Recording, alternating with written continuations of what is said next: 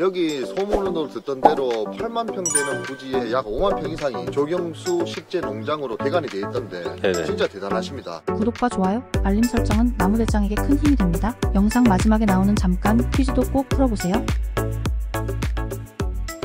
8만 평 되는 대형 임야에 방문을 했는데 대표님의 자기소개를 간단히 들어보도록 하겠습니다. 저는 예천에서 나무 농사도 짓고 그리고 조경 공사도 하고 있는 이유람이라고 합니다. 여기는 저희 임야에 조성된 농장의 일부고 저는 10년도부터 산림경영계획 세워서 여기 한 9만 평 면적 중에 한 4, 5만 평 정도 일부를 조경수 식재지로 계획을 세워가지고 지금 거의 이제 만으로 13년이 됐네요. 13년째 식재하고 판매를 꾸준히 해오고 있는 그런 농장을 운영하고 있습니다. 대표님, 제가 보니까 보통 농가들이 한 자리에 10,000평 이상 농장을 운영하기가 참 어렵고 확보하는 부지 문제도 그렇고 네. 운영 능력도 그렇고 그런데 제가 검색을 해보니까 여기 소문으로 듣던 대로 8만 평 되는 부지에 약 5만 평 이상이 조경수 식재 농장으로 개간이 돼 있던데 네네. 진짜 대단하십니다. 저희 아버지가 한 2세대 정도 되시는데 이제 이 조경수를 재배하게 된 계기와 나무를 워낙 좋아하셔가지고 안정적인 직장에 있다가 은퇴하시고 전국에 이제 씨를 수집하다가 이제 묘목을 생산을 이렇게 하고 또 판매를 하다가 일부 남는 묘목을 가지고 식재를 하다 보니까 자연스럽게 조경 재배업이 되고 이제 나무를 심어달라고 하는 요청을 받다 보니까 이제 자연스럽게 조경업이 됐는데 예전에 애로사항이 주로 임대를 해서 이제 식재를 하다 보니까 아무래도 조경수는 대면적이 필요한데 예를 들어서 예전에 한 3만 평 정도 임대도 하셨었고 한데 딱 판매되는 시기가 되니까 그 주인이 뭐 바뀐다든지 땅을 판매한다든지 그럴 때 이제 나무를 팔지도 못하고 비워내야 되는 상황이 이제 몇 번 발생을 하셔서 이제 큰 면적의 조성을 해야겠다는 그런 생각이 있어서 10년 정도 땅을 보러 다니다가 이쪽에 토질도 괜찮고 또 길도 괜찮고 물론 100% 만족스러운 사는 구입을 하기가 솔직히 거의 불가능에 가까운데 여러 가지 조건이 맞아서 이쪽에 조성을 하게 됐고 이제 임야기 때문에 경사도 있고 여러 가지 전체 면적이 100이라 그러면 쓸 수 있는 면적은 또 제한적이고 그런 단점도 있지만 또 지금 와서 생각하면 이렇게 대단위 면적 조성하는 방법은 농지는 땅이 너무 비싸서 불가능에 거의 가깝고 생산성이 안 맞고 그리고 임대는 팔 때 판매되는 시기에 안정성이 어렵기 때문에 자가로 좀 대면적을 하고 하려면 300개 없는 그런 상황이었습니다. 말씀은 진짜 간단하게 하시는데 제가 사전에 듣기로는 임야 면적이 작지 않은 만큼 또 지금 독립가로서 활동도 하고 계시고 네네. 그리고 임야를 크게 운영하시니까 임업 활동을 하시는 건 당연한데 네. 이렇게 농사만 짓는 게 아니라 개인적으로 조경 면허를 내서 공사까지 네네. 담당하신다고 이야기를 들었는데 네네. 진짜 13년 차 운영을 하시는 것 치고는 진짜 능력이 출중하시고 대단히 면적을 농사까지 그리고 직접 시공까지 정말 능력이 출중하다고밖에 보이지 않는데 출중한 게 아니라 예. 하나 가지고는 수익성이 아무래도 안 되니까 산에서 나오는 수익이 충당이 되면 조경은 그냥 좀 시험시험 하는 식으로 하려고 했는데 아무래도 경기도 안 좋고 나무값도 좀 그런 영향도 있고 해서 그리고 제 나무를 빨리 소비를 하고 이렇게 하려고 그러면 조경업을 같이 해야 되고 또 조경업도 마찬가지로 나무를 보유하고 있어야지 마진율을 높이고 생산성을 높일 수가 있으니까 어쩔 수 없이 같이 하는 거지 사실은 한쪽에 좀 더 집중을 해서 하는 것도 어떻게 보면은 더 나은 방법이 될 수도 있는데 저는 어느 정도 적응이 돼서 두 가지를 하고 있지만 사실은 각각 분야가 다르기 때문에 한 가지에 집중해서 그쪽으로만 운영이 된다고 할 수 있으면 하지만 저희는 두 개가 시너지 되는 효과가 있기 때문에 바쁘고 힘들더라도 두 개를 같이 하고 있습니다. 저는 전업농으로 나무 농사만 짓고 있으니까 거기에 대해서 효율을 높여보고자 작업 상차 능력을 발달을 시켜서 그렇죠. 굴삭기를 직접 타고 네. 제가 굴치기까지 운영을 하고 있는데 예. 이유람 대표님은 대단위 면적 농사도 지으시고 직접 면허를 내셔서 공사까지 직접 시공하시고 그리고 작업 능력 향상을 위해서 대장이 직접 하고 있는 굴삭기도 직접 타시고 굴치기도 운영하시는데 게다가 굴치기도 농장 평수가 크고 수종이 다양하고 규격도 다양한 만큼 두 대를 무려 운영을 하고 계십니다. 다방면에서 못하는 게 없는 진짜 대단한 독립 경영이라고 보여집니다. 말씀은 감사한데 이게 예. 그렇게 된 과정이 이제 10년 전에 비해서 이 굴치할 수 있는 인력도 많이 지금 수급이 좀 어려운 상태고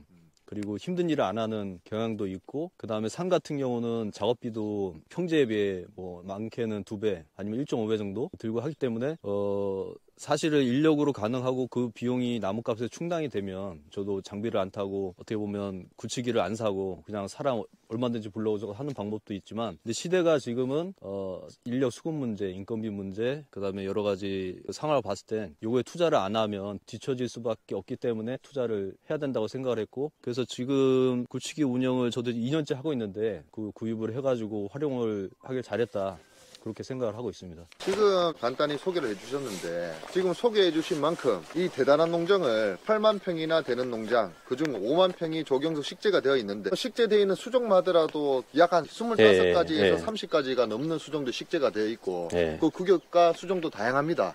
오늘 이렇게 귀한 시간 내주셔서 정말 감사하고, 그리고 대장이 직접 예천 농장에 온 만큼 유람 대표님의 전체적인 노하우까지 한번 담아보는 그런 귀중한 시간 만들어 보도록 하겠습니다. 첫 번째 포인트 이동을 했는데, 야, 참 진짜 이동할 때마다 다양한 수종들이 반듯하게 수영까지 멋지게 들어진 모습이 참 보기가 좋습니다. 농장이 원체 크니까 사람이 걸어서 이동하기에는 거의 불가능할 정도로 인도가 사방팔방으로 이어져 있습니다. 지금 현재 첫 번째 포인트에서 한번 이야기 들어보도록 하겠습니다. 예, 저는 그 밭도 일부 몇천 평을 식재를 하고 이제 임야에 거의 대부분 식재를 하고 있는데, 그 임야에 조경수를 식재했을 때 장단점 위주로 말씀을 드리면, 일단은 임야에 식재를 했을 때 지금 뒤에 있는 게 산딸나무인데, 밭에 식재했을 때보다 천천히 자라는 대신 밀식이 아무래도 덜 되고 이렇게 좀 아담한 수영으로 전지를 하지 않아도 좀 괜찮은 수영을 좀 상당 기간 유지를 할 수가 있고, 이제 그걸 거꾸로 생각하면 그 밭보다 좀 천천히 성장을 한다는 건데, 근데 저희가 조경수를 키우면서 꼭 그게 단점만 될 수도 없는 게, 그 시기를 조절을 밭에다 못 해가지고 그 밀식이 됐을 경우는 아예 나무를 이제 버리는 경우가 생기는데, 임야 같은 경우는 밭보다 어떻게 보면 제 경험상 수영 만들기는 더 낫고, 그리고 햇빛도 고루고루 들어오는 또 장점도 있고, 그 다음에 바람이 계속 불어주고 이게 주변에 또 숲이 이렇게 둘러싸여 있기 때문에 병 해충이라든지 그런 피해는 거의 발생을 좀 덜 한다고 생각을 하고, 그걸로 먼저 말씀 안 드렸는데, 밭보다 어쨌든 배수가 잘 되기 때문에 그 물에 취약한 나무들 뭐 그런 것들 생장에는 큰 지장이 없고, 이제 산의 제일 큰 단점은 아무래도 이 경사도랑 요 길 문제. 밭은 보통 농로라든지 이런 거에 접해 있기 때문에 그 굴치를 하고 나서 이제 상차하기까지가 큰 문제가 안 되는데, 임야에는 제가 여기 지금 1톤 트럭 2대를 가지고 있는데, 이제 큰 차가 못 올라오는 환경의 경우에는 이제 그 굴치를 해서 한번 날라줘야 돼서 그 비용이 좀 드는, 그게 가장 큰 단점이 아닐까 그렇게 생각을 하고, 그리고 이제 임야가 아무래도 밭보다 구입 비용이 저렴하기 때문에 그게 제일 큰 장점이라고 생각을 하고, 이 산딸 같은 경우는 분다리 증묘를 사와서 위에 한번 두목을 살짝 하고 식재한 이후에 거의 밑까지만 쳐주고 관리를 안 해도 이 정도 이제 수영이 나오게 할 수가 있었고요. 식재를 할 때도 살짝 그 장비 가지고 식재하는 데를 살짝 이렇게 건드려 준다든지 이렇게 하면 성장에도 훨씬 그 유리하고요. 그리고 그 풀 관계도 그 논이라든지 밭에 식재를 한 경우에는 풀이 정말 사람 키만큼 놔두면 거의 그 정도로 커버리고, 그래서 초반에 관리를 못하면 완전 그 풀에 치이는데, 산 같은 경우는 말 그대로 풀도 생장이 더디기 때문에 조금 그런 게 그 풀이 덜 나기 때문에 그런 것도 생각보다 풀 깎고 이런데 비용이 한 3분의 1 정도밖에 안 되는 것 같고, 그리고 원래 나무가 산에 자라는 게 나무이기 때문에 어떻게 보면 그게 또 자연스러운 거일 수도 있고, 근데 단지 작업하고 그 상차하고 이런 과정들이 아무래도 비용이 상승되는 그런 제일 큰 단점이 있습니다. 맞습니다. 산이니까 논밭처럼 진입이 마음대로 안 되니까 우리 전문용어로 소운반, 또 곤방이라고 그러죠. 소운반하는 그 비용이 무시 못하죠. 벌써 눈치채신 분들도 있겠지만은 그 나무만 있습니다. 나무 사이사이에 풀들이 지금 깎여져 있거나 없는 상황을 관찰하실 수가 있는데, 그리고 이 작업로만 보이지 않습니까? 산이니까 산에 나무를 키우니까 당연히 나무만 있는 게 당연하다고 생각하실 수가 있는데, 풀은 작업로에도 나고 나무가 심어져 있는 그 사이사이도 나는데, 이 대단히 면적을 참 이렇게 깔끔하게 관리를 잘 하시는 것을 보니까 대단하고 참 놀랍습니다. 이제 두 번째 포인트로 이동을 해서 또 수종 관리 노하우, 산 관리 상태를 한번 면밀하게 관찰해 보면서 배움을 한번 얻어보도록 하겠습니다. 지금 농장이 큰 만큼 이동하는데도 한참이 걸렸습니다. 두 번째 촬영 포인트에 와서 유람 대표님이 아주 긴유하게 좋은 노하우 공개를 한번 하시겠다고 하니까, 아까는 장단점을 설명해 주셨고, 지금은 밝히기는 힘든, 하지만 대장이 먼 걸음을 한 만큼 이것만큼은 한번 알려주시고 싶다는 말씀이 있으시다고 하셔서 있어서 자신만의 임야 경영 노하우가 어떻게 되시는지 한번 간략하게 말씀 부탁드리겠습니다. 노하우라고 할 건 없지만 여기는 지금 이제 밭인데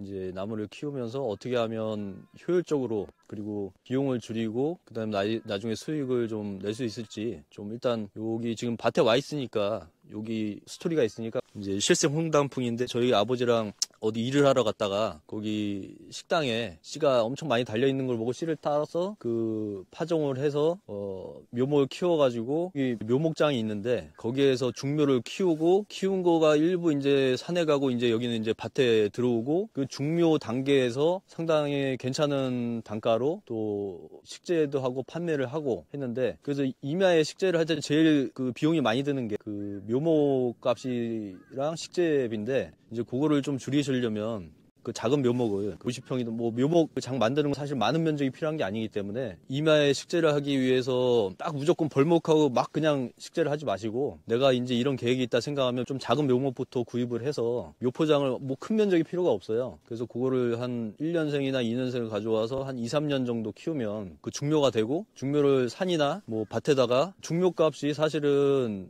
돈이 많이 들거든요. 한 10,000원 이상, 20,000원까지도 들 수 있는데 그러면은 비용이 내가 묘목 1,000원 내 거를 사서 그 10배 이상 돈을 세이브가 되는 거고 그리고 그 묘목을 생산하는 노동력은 자기 노동력을 충분히 한 1,000주까지는 가능하기 때문에 그렇게 해서 식재했을 때 이렇게 수영이 고르게 나오고 그 다음에 키우는데 비용도 상당히 줄어들기 때문에 임야를 개발을 하고 그 식재를 하실 때 무조건 빨리 식재하는 것만 생각하지 마시고 거기에 대한 투입되는 비용을 줄이시려고 하시면 묘목장부터 조그맣게 마련을 하셨다가 내가 필요한 묘목을 미리 수급해서 중묘 생산하신 거를 많이 추천을 드리고요.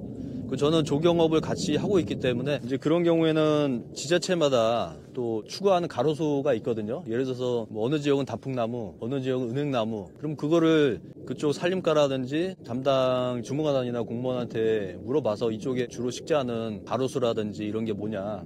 그럼 주로 식재하던 방향으로 쭉 식재하는 경향이 있어요. 어느 곳이든. 그래서 품종을 내가 좋아하는 것보다 그 많이 이 지역에 쓰는 거를 식재를 하면 저 같은 경우도 청단풍이라든지 복자기가 좀 가로수로 들어갔거든요. 그렇게 되면은 아무래도 제가 공사도 하고 나무도 가지고 있기 때문에 수익이 더 극대화할 수 있는 방향이고 그 다음에 공사를 안 하는 분들도 그쪽 지역에서 많이 쓰이는 가로수라든지 이런 수종을 파악하셨다가 식재를 하면 아무래도 직접 공사를 안 하셔도 바로바로 좀 판매가 쉽게 될 수 있는 그런 방향성이라고 이제 생각합니다. 사실 상당히 부럽습니다. 저는 어떻게 보면 농산물로 치면 차 농산품을 그냥 유통업자나 아니면은 농사를 하시는 분한테 납품을 하기 때문에 나무를 아무리 잘 키워도 그 가치 소득을 증대시키는데 한계가 분명히 있거든요. 대표님께서는 잘 키운 나무를 그리고 논밭에 키우는 것보다 대단위 면적에서 또 아까 노하우를 말씀해 주신 묘목까지 직접 생산하시면서 본인의 조경 현장에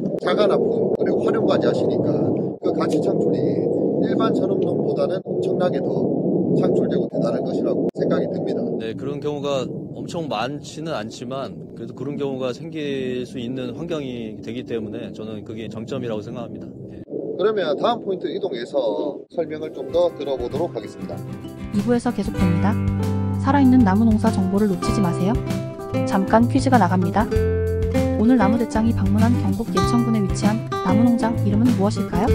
1번 금솔농장, 2번 금술농장, 3번 은서농장, 4번 은솔농장. 정답은 댓글로 남겨주세요. 구독과 좋아요, 알림 설정은 나무대장에게 큰 힘이 됩니다. 나무농사의 모든 것 나무대장.